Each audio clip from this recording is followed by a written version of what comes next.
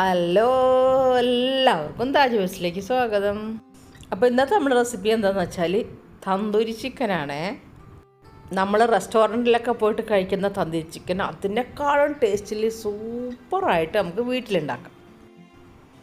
ഇത് 4 table spoon തൈരാണ് കേട്ടോ. അപ്പോൾ നമ്മൾ വീട്ടിലുണ്ടാക്കുന്ന തൈരായാലും മേടിക്കുന്ന തൈരായാലും ഒരു 4 ടേബിൾ സ്പൂൺ തൈര് എടുത്തിട്ട് നമ്മുടെ ചായരിപ്പി ഉണ്ടാവില്ലേ, അതിൻ്റെ അകത്ത് ഒരു അരമണിക്കൂർ ഇട്ട് വെക്കുക. അപ്പോൾ അതിലെ വെള്ളം മുഴുവൻ വാർന്നു പോവുക. എന്നിട്ട് നമുക്കത് ഒരു വിസ്കോ സ്പൂണ് വെച്ചിട്ട് നന്നായിട്ടൊന്ന് ബീറ്റ് ചെയ്തെടുക്കണം കേട്ടോ. അപ്പോഴാണ് ഇതുപോലുള്ള കട്ടിയുള്ള വെള്ളമില്ലാത്ത തൈര് കിട്ടുള്ളൂ. അപ്പോൾ അതിനെയാണ് ഈ ഹങ്കേർഡ് എന്ന് പറയണത് കേട്ടോ. ഒട്ടും തന്നെ വെള്ളം ഉണ്ടാവരുത്. ആ തൈരിലേക്ക് നമുക്ക് 2 ടീസ്പൂൺ ജിഞ്ചർ ഗാർലിക് പേസ്റ്റ് ഇല്ലേ, അത് ചേർക്കാം. അതിലേക്ക് ഒരു പിഞ്ച് മഞ്ഞൾപ്പൊടി ചേർക്കാം കേട്ടോ. കൂടുതലാവാനേ പാടില്ല. കാശ്മീരി ചില്ലി പൗഡർ ഇല്ലേ, അത് നമ്മൾ 5 ടീസ്പൂണാണ് കേട്ടോ ചേർക്കണത്. നമ്മൾ 1/2 കിലോ ചിക്കൻ വെച്ചിട്ടാണ് ഇവിടെ ചെയ്യണത്. Garam masala powder 3/4 teaspoon. ചെറിയ ജീരകം വറുത്ത് പൊടിച്ചതാണ്, അത് 1/2 ടീസ്പൂൺ. ഏലക്കാപ്പൊടി 1/2 ടീസ്പൂൺ. 1/2 ടീസ്പൂൺ കസൂരി മെത്തിയാണിത്. നമ്മുടെ ഉലുവയുടെ ഇലയില്ലേ, അത് ഉണക്കി പിടിച്ചതാണ്. ഇതൊക്കെ ഇപ്പോൾ എല്ലാ സൂപ്പർ മാർക്കറ്റിലും നമുക്ക് കിട്ടും കേട്ടോ. ഒരു പിഞ്ച് ഫുഡ് കളറാണ് കേട്ടോ. ഇത് ആവശ്യമുണ്ടെങ്കിൽ മാത്രം ചേർത്താൽ മതി, ഒരു നിർബന്ധമില്ല കേട്ടോ. ഇത് ചേർത്താലും ചേർത്താലും കുഴപ്പമൊന്നുമില്ല, കാണാനൊരു ഭംഗിക്ക് വേണ്ടി നമ്മൾ ചേർക്കണതാണ്. 2 ടീസ്പൂൺ ചെറുനാരങ്ങ നീര്. 3 ടേബിൾ സ്പൂൺ നമുക്ക് സൺഫ്ലവർ ഓയിൽ ചേർത്ത് കൊടുക്കാം. വെളിച്ചെണ്ണ ചേർക്കരുത്, സൺഫ്ലവർ ഓയിൽ തന്നെ ചേർക്കുക. ഒലിവ് ഓയിൽ ചേർക്കാൻ പറ്റുമെങ്കിൽ ഒലിവ് ഓയിലും ചേർക്കാം കേട്ടോ. അതിലേക്ക് നമുക്ക് 1/2 ടീസ്പൂൺ ഉപ്പുപൊടി ചേർത്താൽ മതി കേട്ടോ. 1/2 ടീസ്പൂൺ ചേർത്താൽ മതിയേ. കാരണം നമ്മളിത് മാരിനേറ്റ് ചെയ്ത് കുറേ നേരം വെക്കുന്ന സമയത്ത് ഉപ്പ് നല്ലതുപോലെ പിടിക്കും കേട്ടോ ഇറച്ചിയിലേക്ക്. അപ്പോൾ അതിൻ്റെ പേരിൽ ഒരിക്കലും ഒരു 1/2 കിലോ ചിക്കന് 1/2 ടീസ്പൂൺ ഉപ്പുപൊടി മതി. ഇനി നമുക്ക് ഈ മസാലകളെല്ലാം കൂടി നന്നായിട്ടൊന്ന് മിക്സ് ചെയ്തെടുക്കാം കേട്ടോ. അപ്പോൾ ഈ റെസിപ്പിക്ക് ആകെ 2 പോർഷനിലോട്ടോ. ഒന്ന് മസാല തയ്യാറാക്കിയിട്ട് ചിക്കനിൽ നമുക്ക് മസാല തേച്ചിട്ട് ഒരു 4 മണിക്കൂറെങ്കിൽ നമ്മളൊന്ന് മാരിനേറ്റ് ചെയ്ത് വയ്ക്കുക. പിന്നെ അത് വേവിച്ചെടുക്കുക. അങ്ങനെ 2 പോർഷനെ ഈ ഒരു റെസിപ്പിക്കുള്ളൂ കേട്ടോ. വളരെ ഈസി ആയിട്ട് ചെയ്യാവുന്ന റെസിപ്പിയാണ്. ഇപ്പോൾ തന്തൂരി ചിക്കൻ ഉണ്ടാക്കാൻ വേണ്ടിയിട്ട് ഞാനിവിടെ എടുത്തിരിക്കുന്നത് 2 ചിക്കൻ്റെ ഫുള്ള് ലെഗാണ് കേട്ടോ. അപ്പോൾ ചിക്കൻ്റെ ഇറച്ചിക്ക് ഓരോ പാർട്ടിനും ഓരോ ടേസ്റ്റ് ആയിരിക്കും കേട്ടോ ഉണ്ടാവുക. അപ്പോൾ ഏറ്റവും നല്ല ടേസ്റ്റുള്ള ഭാഗം എന്ന് വെച്ചാൽ ഈ ചിക്കൻ്റെ ലെഗ് തന്നെയാണ് കേട്ടോ. ഇതിൻ്റെ തായും ഇതിൻ്റെ ലെഗും അത് സൂപ്പർ സോഫ്റ്റ് ആയിരിക്കും, നല്ല ടേസ്റ്റും ആയിരിക്കും. അപ്പോൾ ഇനി നമുക്ക് മസാലയിലേക്ക് ഇറച്ചി വെച്ച് കൊടുത്തിട്ട് നമുക്ക് ഇത് നന്നായിട്ടൊന്ന് മസാലയെ തേച്ച് പിടിപ്പിക്കാം.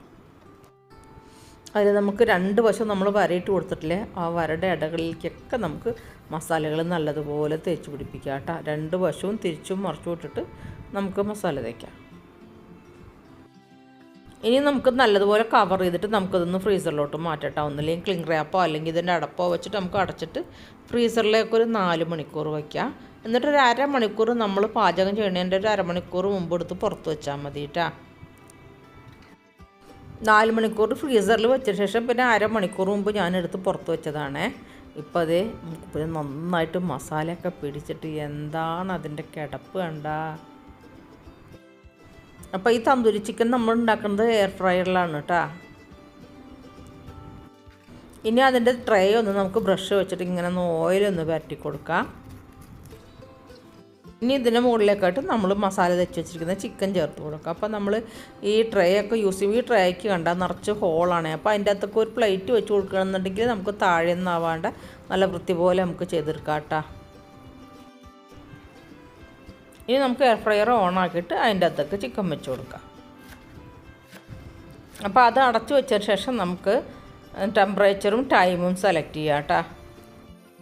അപ്പോൾ ഓണാക്കിയിട്ട് നമ്മൾ ചിക്കൻ സെലക്ട് ചെയ്യുന്ന സമയത്ത് നമുക്ക് വരുന്ന ടെമ്പറേച്ചർ 185 ഡിഗ്രിയിൽ 40 മിനിറ്റ്സ് ആണ് കേട്ടോ. അപ്പോൾ ഞാനത് 170ൽ 40 മിനിറ്റ്സ് ആക്കി വെച്ചിട്ടുണ്ട്.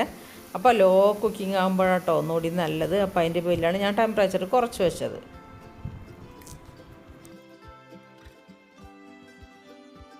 ഇനി 20 മിനിറ്റ് കഴിയുമ്പോൾ നമുക്കതൊന്ന് പുറത്തേക്ക് എടുക്കാം കേട്ടോ. എന്നിട്ട് നമുക്കതൊന്ന് തിരിച്ചിട്ട് കൊടുക്കണേ. എന്നിട്ട് അതിൻ്റെ മുകളിലേക്കായിട്ട് ബട്ടറോ അതല്ലെങ്കിൽ ഓയിലോ എന്താണെന്ന് വെച്ചാൽ ഒന്ന് സ്പ്രെഡ് ചെയ്ത് കൊടുക്കണേ.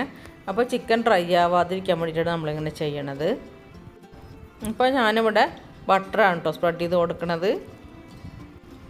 ആദ്യം എനിക്ക് എയർ ഫ്രയറിനോട് ഒരു താല്പര്യം ഉണ്ടായിരുന്നില്ല കേട്ടോ. കാരണം എണ്ണയൊന്നും ഇല്ലാണ്ട് ഇതിങ്ങനെ വേവിച്ചെടുക്കുമ്പോൾ ഭയങ്കര ഡ്രൈ ആയിക്കോ, ടേസ്റ്റും ഉണ്ടാവില്ല, വെറുതെ പൈസ വേസ്റ്റ് ചെയ്യണം. അങ്ങനെ കേട്ടോ ഞാൻ വിചാരിച്ചിരുന്നത്.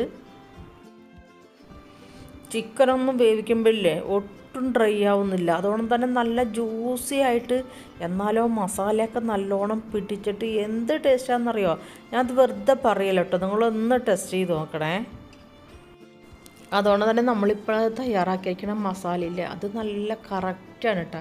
1/2 കിലോ ചിക്കന് ഈ മസാല നല്ല കറക്റ്റാണ്. ഇതേ സെയിം അളവിൽ നിങ്ങളൊന്ന് തയ്യാറാക്കി നോക്കിയിട്ട് എന്നിട്ട് നിങ്ങളൊന്ന് കമൻറ്റ് ചെയ്യണേ.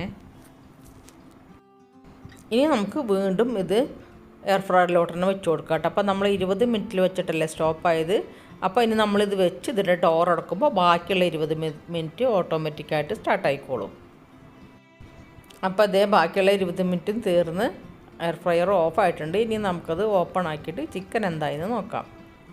ഞാൻ ഒരു കയ്യിൽ മൊബൈലും പിടിച്ച് മറ്റേ കൈ കൊണ്ട് ചിക്കൻ എടുക്കുകയാണ് കേട്ടോ. കാരണം അവിടെ അടുക്കളയിൽ തീരെ സ്ഥല സൗകര്യം ഭയങ്കര കുറവാണ്. ട്രൈപോഡ് വെക്കാനുള്ള സ്ഥലവും രണ്ടും കൂടി ഇല്ല. അപ്പോൾ അതിൻ്റെ പേരിലാണ്. അപ്പോൾ ഈ ചിക്കൻ കാണുമ്പോൾ തന്നെ നിങ്ങൾക്ക് മനസ്സിലാവും ഇത് എത്രത്തോളം ടേസ്റ്റ് ഉണ്ടാവും എന്നുള്ളത്. അപ്പോൾ ഈ തന്തൂരി ചിക്കൻ്റെ കൂടെ നമ്മൾ കഴിക്കാൻ വേണ്ടി തയ്യാറാക്കിയേക്കണത് 4 മുല ചപ്പാത്തിയാണ് കേട്ടോ. അപ്പോൾ ഇതിൻ്റെ റെസിപ്പി ഇൻഷാല്ലാ അടുത്ത് തന്നെ ഞാൻ ഇടുന്നതായിരിക്കും. അപ്പോൾ അടുത്ത വീഡിയോ വരുന്നവരേക്കും എല്ലാവരോടും അസ്സലാമു അലൈക്കും, ബൈ ബൈ. എല്ലാവരും ഈ റെസിപ്പി ഒന്ന് ട്രൈ ചെയ്ത് നോക്കണേ. അപ്പോൾ നമ്മുടെ എല്ലാ സബ്സ്ക്രൈബേഴ്സും ആദ്യമായിട്ട് കാണുന്നവരൊക്കെ നമ്മുടെ ചാനലൊന്ന് ഫോളോ ചെയ്യുക കേട്ടോ.